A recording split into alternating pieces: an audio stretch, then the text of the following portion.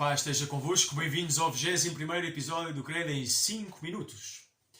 Ontem começámos a falar da identidade de Jesus e dissemos que Jesus é verdadeiramente Deus, pessoa do Filho, e tudo igual ao Pai, exceto que é o Filho e não é o Pai, e tudo igual ao Espírito Santo, exceto que não é o Espírito Santo, é o Filho. Portanto, é Deus eterno, todo-poderoso, etc. Tem a natureza divina na sua plenitude. E, simultaneamente, a partir do momento em que assumiu a natureza humana, no seio imaculado da Virgem Maria, este mistério é o chamado a encarnação, Jesus passa a ser verdadeiramente homem. O Filho de Deus existe também através de uma natureza humana. E é homem em tudo igual a nós. É um perfeito Deus e perfeito homem. Isto é muito difícil de compreender. Nós aceitamos, é o que está revelado nos Evangelhos, foi o que Jesus deu a conhecer de si mesmo, que a Igreja sempre ensinou. Mas depois esmiuçar e explicar, pelo menos um bocadinho, esta doutrina não era nada fácil. E foi aí que apareceram pessoas a dizer coisas diferentes, para tentar explicar este grande mistério, que é o mistério da encarnação. Tentar esmiuçar e explicar. Apareceu primeiro um grupo de pessoas chamados os docetistas. Estes diziam assim, bom, Jesus é Deus, pelos milagres que fez, porque a ressurreição verdadeiramente é Deus, mas ele não é verdadeiramente um homem. A humanidade de Jesus era aparente, era uma espécie de uma marionete, era uma aparência.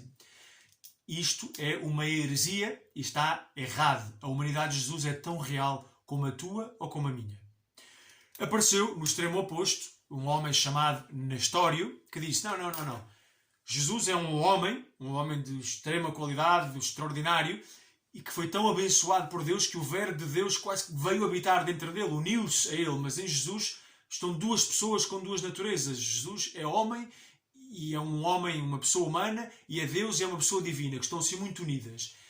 E dizer, não, Nestório, não é verdade isso. Jesus não é duas pessoas, é só uma pessoa. É o Filho eterno de Deus, que tem as duas naturezas unidas na mesma pessoa. Portanto, o Nestório também não tinha razão. Apareceu um outro chamado Apolinário. O Apolinário de Laodiceia dizia que, Jesus é Deus, Jesus tem um corpo humano, mas na verdade não tem uma alma humana. A alma humana não existe. O lugar da alma é ocupado pela divindade. É o próprio Verbo de Deus que ocupa, como se Deus entrasse num corpo e ficasse o corpo movido pelo Verbo de Deus. E dizer, não, Apolinário, porque se Jesus só tivesse um corpo humano e não tivesse uma alma, ele não era um homem.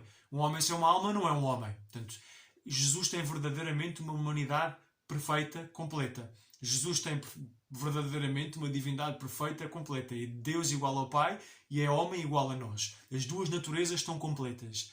Como é que isto cabe na nossa cabeça? É difícil de explicar, mas a verdade é esta.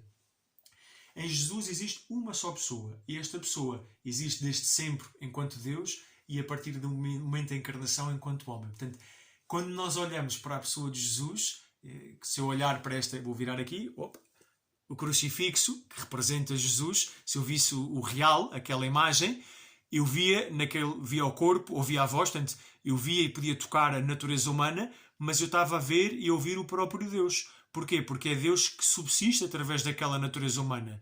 Eu sei que a divindade está presente porque a pessoa é a mesma. É a pessoa divina que vive também uma vida humana, em tudo igual à nossa. E foi assim que Jesus, sendo verdadeiro Deus e verdadeiro homem, nos trouxe a salvação. Na pessoa dele, do Verbo, pessoa de Jesus, ele une perfeitamente a divindade de um lado e a humanidade de outro. Estão de tal maneira unidos que são inseparáveis. E é por isso mesmo que esta, a união que Jesus realiza, é a nova e eterna aliança. É uma aliança que não pode ser quebrada. Porque antigamente os homens podiam falhar a aliança e a parte humana desfalecia, ficava só Deus fiel e os homens infiéis. A partir do momento que a aliança é constituída pelo próprio Jesus, esta união entre o homem e Deus é inquebrável e por isso mesmo é nova, mas é eterna. Nunca vai haver uma separação definitiva entre o homem e Deus. Porquê? Porque Jesus permanece uno para sempre. Deus e homem para toda a eternidade.